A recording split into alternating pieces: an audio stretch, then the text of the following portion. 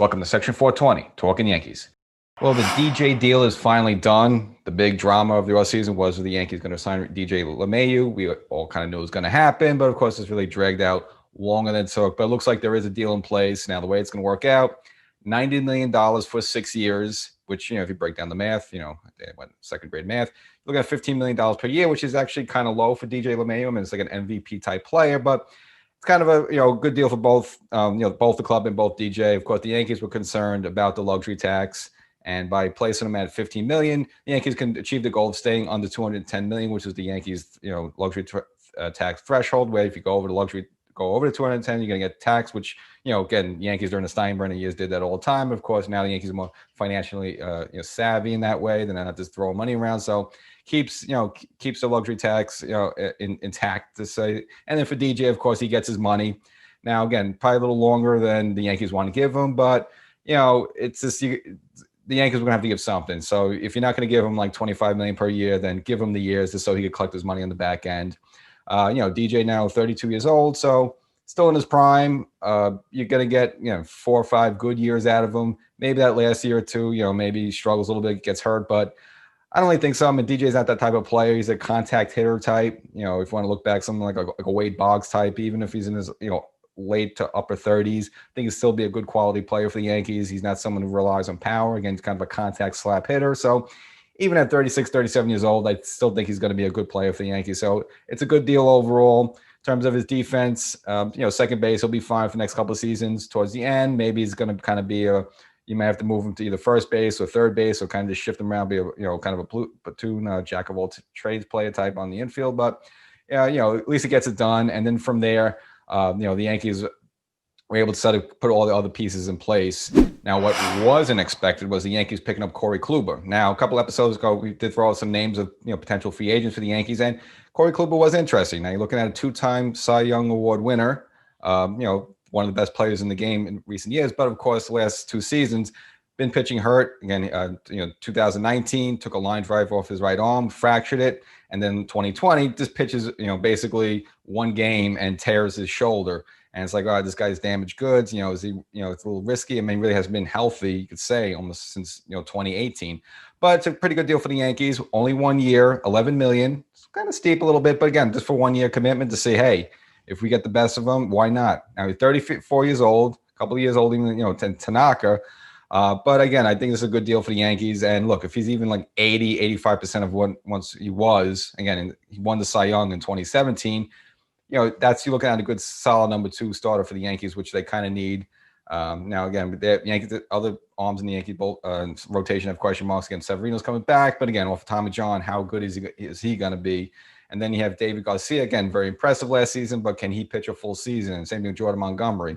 Okay in some spots last season, had a gutsy performance in playoff, but how's he going to be? So the Yankees do have some question marks there, and it just seemed like they weren't really looking to bring Tanaka back because maybe Tanaka has wanted more than 1 year. But Kluber takes the 1 year. It's a good deal for him. Again, he's 34 years old, but he gets a chance to prove himself. And, he put on a little showcase in Florida and had some scouts there. And supposedly he was impressive. So he must have impressed the Yankee scouts. And there are some relationships there. Current Yankee pitching coach Matt Blake, when he was with Cleveland, that's when Kluber was there as well. So they have a relationship there. And also the current Yankee strength and conditioning coach, Eric Cressy. He also has a relationship with Kluber going back for a couple of years. So it looks like there were some ties there with the Yankees. So they might have an inside track. So he'll be the Yankees' number 2 starter. And it's just a matter of him, more about the fractured arm. That's kind of a ball hit you up and, a freak thing. You just got to be more concerned about, a muscle tear in in your shoulder. But again, he had the entire 2020 season trying to rest up a little bit. And he threw that little showcase in Florida. See, that exhibition, whatever you want to call it, was impressive there. So good move for the Yankees. So they got that number 2 starter they needed. And again, without really have to give out a boatload of money or make some, ridiculous trade where you have to package Andahar and Frazier away. And getting back to Tanaka, it pretty much, the Kluber signing pretty much seals the deal that Tanaka is not going to come back. Looks like he's looking for a little more money than $11 million. Looks like he's looking for about anywhere from 15 to 20 for 1 season, which is kind of pricey. Again, years-wise, I don't think the Yankees would mind that, but that's a lot of money just for 1 season for a pitcher he's good, he's solid, but, he is getting up there a little bit. This is not the same, Tanaka from 2014, of course. So He's been kind of a bit of an average pitcher during the regular season. Didn't have the greatest postseason as well. So looks more and more he's probably going to return to Japan. And staying on starting pitching and a little sticky situation for the Yankees, not really, specifically Garrett Cole. The LA Times did an expose concerning Bubba Hawkins, his former Angels visiting clubhouse manager, who he provided a text and basically dished the dirt on a lot of starting pitchers. Basically, the text came from Garrett Cole saying, "Hey, I'm going to be pitching some cold games coming in April. Can you get me some of that sticky stuff, whatever, blah blah blah." So basically, this Bubba Hawkins had some good method of mixing pine tar and rosin to really soup up the balls to get a better grip on them. Again, the whole idea of pitchers using some kind of pine tar or some grip on the balls is nothing new.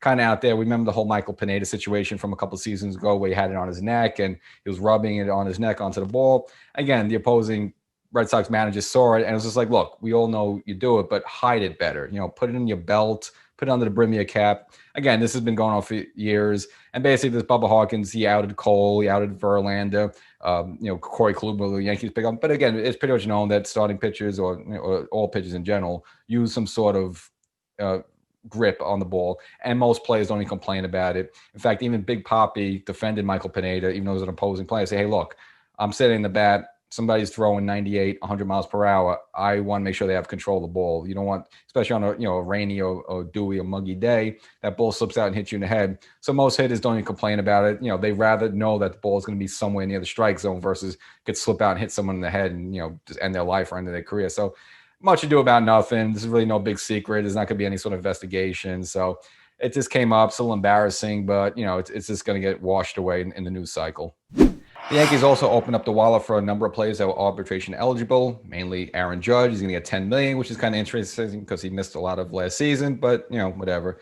So you got Aaron Judge, Gary Sanchez, Torres, Frazier, Urshela, Voit, Montgomery, and Chad Green. Now the Chad Green details haven't been released yet, but a couple, again, the ones you want to look at, of course, the Judge was more eye-popping, getting $10.75 million. Again, missed most of last season, but I guess just his Judge reputation, all that stuff, whatever. The Yankees have figured to settle it. And an interesting one is Gary Sanchez, now making $6 million. Again, a lot of Yankee fans just want to cut ties with him, but you compare that to JT Realmuto, who's on the verge of signing a deal with the Phillies. Now they're estimating that's going to be about 5 years, $100 million. So you're looking at about $20 million per season. So you have Gary Sanchez making $6 million, who again, he gives you headaches and fits, but there's still a lot of potential there and he's still young, versus $20 million for JT Realmuto. Again, if the Yankees want to be fiscally smart, of course, it seems that's what the goal is here. It just makes more sense just to give Gary another ride for 2021. Now, off the field news and actually in the stands, Yankee Stadium will now host a vaccination center to give out this vaccine for the COVID-19 virus. Now really the Mets were the ones that kind of jumped on this, and Steve Cohen, who in terms of PR has really been getting the Mets out there and do a lot of good stuff for the franchise and just putting them in a good place, PR wise.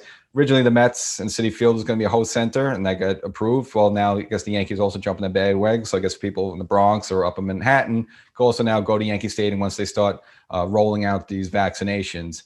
So good for the Yankees. Use the space again, especially in that area. There's a lot of it's been spiking up COVID just because got a lot of apartment buildings and people live in close proximity. So again, whether the Yankees or anyone else, the quicker you get these vaccines out, the better for society. And ending behind the plate, Yogi Berra. Now, you may recall last year, we had the coordinator of the Yogi Berra Museum on the show as a guest. Well, the U.S. Postal Service will honor Yogi Berra in 2021. He's getting his own stamp.